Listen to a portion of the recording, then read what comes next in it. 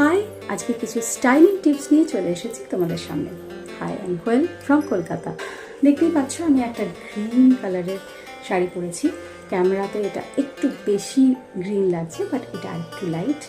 তো দেখো, শাড়িটা আমি যেখান থেকে নিয়েছি সেটা আমি কিন্তু ডেসক্রিপশন বক্সে দিয়ে দেবো।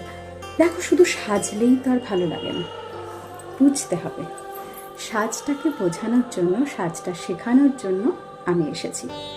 এই ব্লাউজটা কিন্তু এই শাড়ির নয়, বাট এটার যে ব্লাউজ আছে সেটাও খুব সুন্দর। তোমরা এটার সাথেও পেয়ার আপ করতে পারো। Green sari, green blouse. তো এইখানে দেখো, হোয়াইটের মধ্যে ফুল রয়েছে, তার মধ্যে ছোট্ট অরেঞ্জিশ ইয়েলো কালার আছে। তো আমি কিন্তু চুড়িটা কিন্তু আর গ্রিন পরবো না, বিকজ আমার অনেক গ্রিন গ্রিন হয়ে যাচ্ছে। তো এটা যদি তুমি হোয়াইট পরো, তুমি হাতে হোয়াইট চুড়ি পরতে পারো, অথবা তুমি যদি এই কালারটার সাথে, এই কালারটার সাথে যদি পরতে চাও, তাহলে তুমি এই কালারটা চুড়ি পরতে পারো।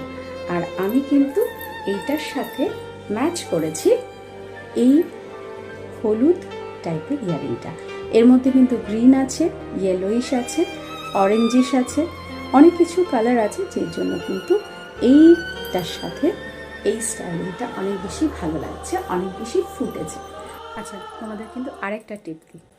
এই যে টিপটা দেখেছো, টিপটা এইটা কিন্তু আমি লিপ লাইনার দিয়ে করেছি, হালকা একটু বেঁকিয়ে।